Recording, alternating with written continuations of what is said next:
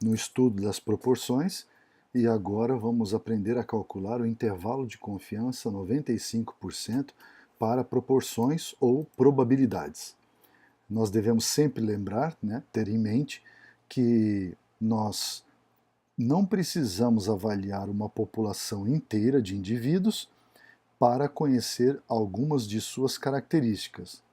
Se eu realizar uma amostragem adequada, eu conseguirei, estudando uma pequena fatia desta população, encontrar, entender, conhecer as características da população a partir da amostra.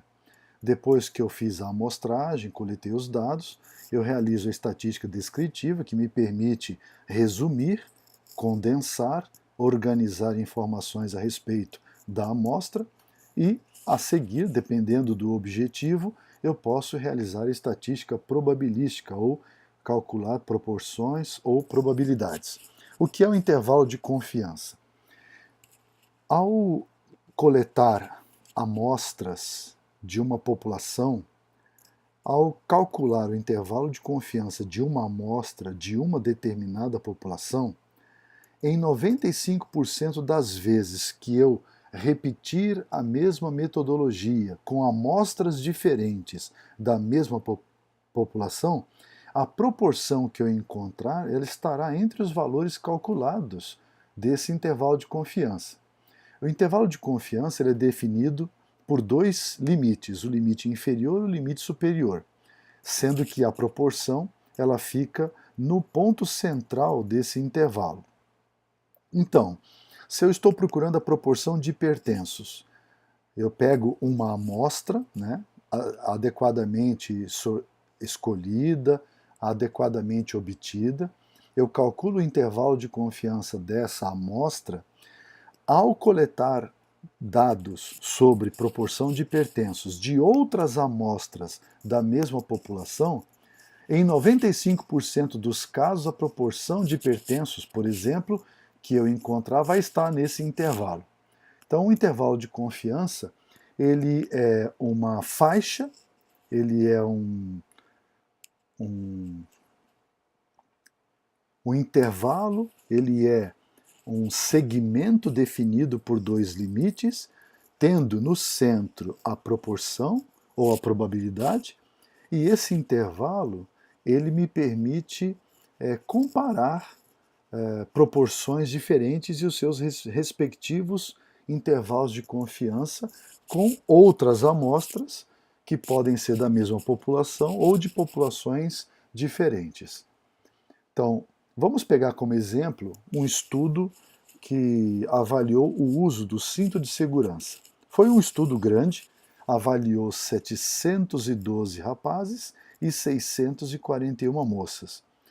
Dos 712 rapazes, 165 disseram que usavam cinto de segurança e das 641 moças, 91 relataram que usavam cinto de segurança. Então a pergunta do estudo é: como seria o intervalo de confiança para cada uma dessas proporções? Para calcular o intervalo de confiança, eu preciso calcular o limite inferior e o limite superior. O limite inferior ele é calculado por este pedaço aqui dessa equação que é dividida em duas partes. Aqui nós temos esse símbolo, como está escrito aqui embaixo, é a proporção que eu encontrei naquela amostra. No nosso caso, 165 sobre 712 é a proporção de rapazes que usa cinto de segurança. 91 moças dividido por 641 moças é a proporção de moças que usam o cinto de segurança. Então, a proporção de indivíduos que usam o cinto de segurança menos, porque eu estou calculando o limite inferior.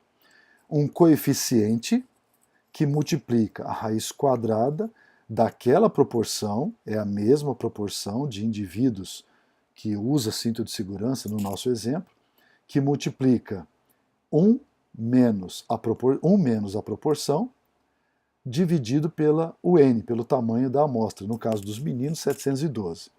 Então, no caso dos rapazes, nós temos que calcular a proporção deles que usa cinto de segurança e subtrair um coeficiente que vai multiplicar a raiz quadrada dessa proporção que multiplica 1 menos a proporção dividido pelo tamanho da amostra.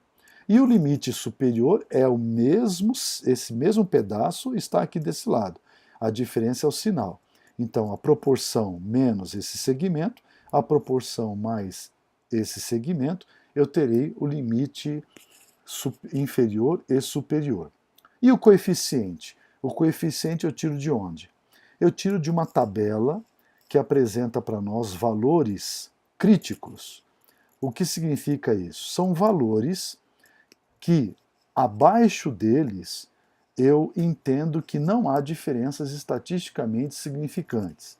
Mas, quando eu calculo um valor crítico e ele é igual ou superior a um determinado valor crítico, eu entendo que as diferenças encontradas entre as proporções são estatisticamente significantes.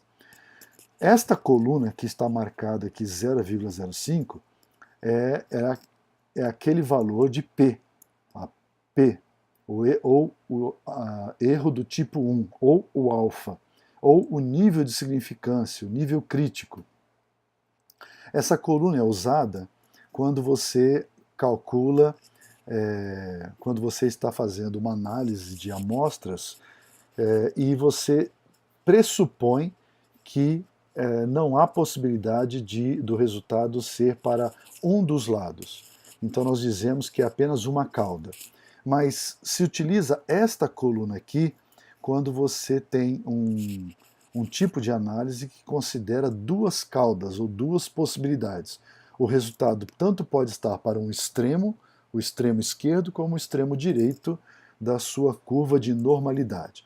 Então, nossas amostras, elas são compostas de indivíduos de 712 rapazes e 641 moças.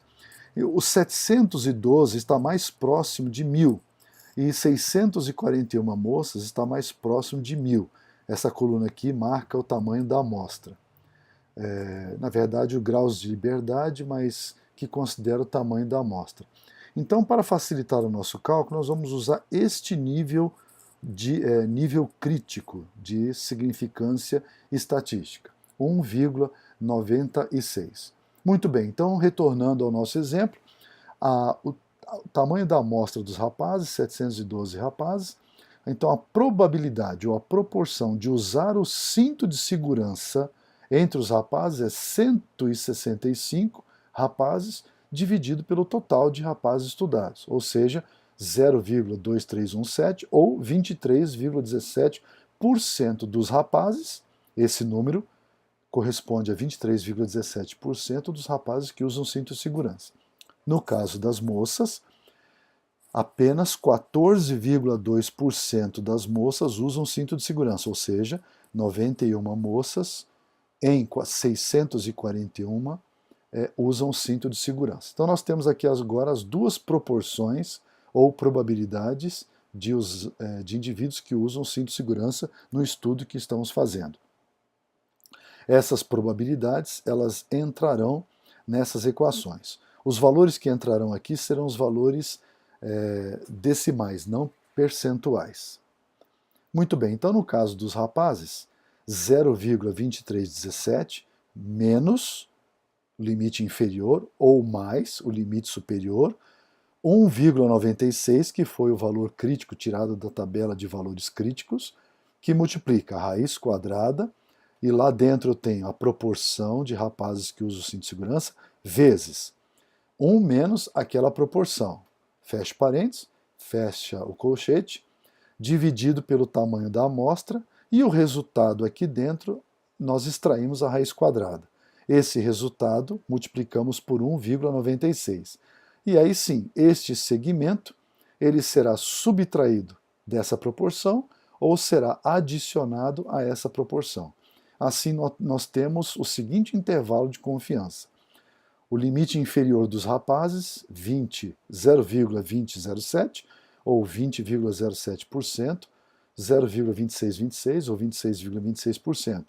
Então, a proporção de rapazes que usam o cinto de segurança, 23,17%. E o intervalo de confiança, 20 até 26%. 26,26%.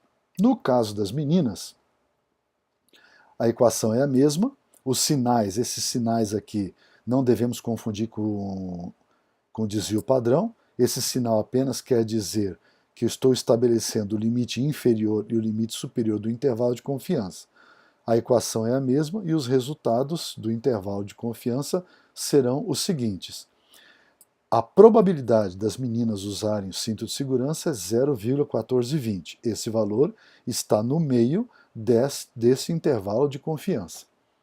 Ou seja, o limite inferior de meninas que usam o cinto de segurança é 11,49, 16,90 ou 11,49%, 16,90. Se nós observarmos o limite, os intervalos de confiança das moças e dos rapazes, nós perceberemos que eles não coincidem. O intervalo de confiança no meio do qual a proporção de meninas que usam o cinto de segurança está, vai de 11,49 até 16,90, enquanto que o intervalo de confiança dos rapazes começa num valor bem superior ao máximo das meninas e termina num valor superior. Esses intervalos eles não coincidem com o intervalo, esse intervalo não coincide com o intervalo das moças.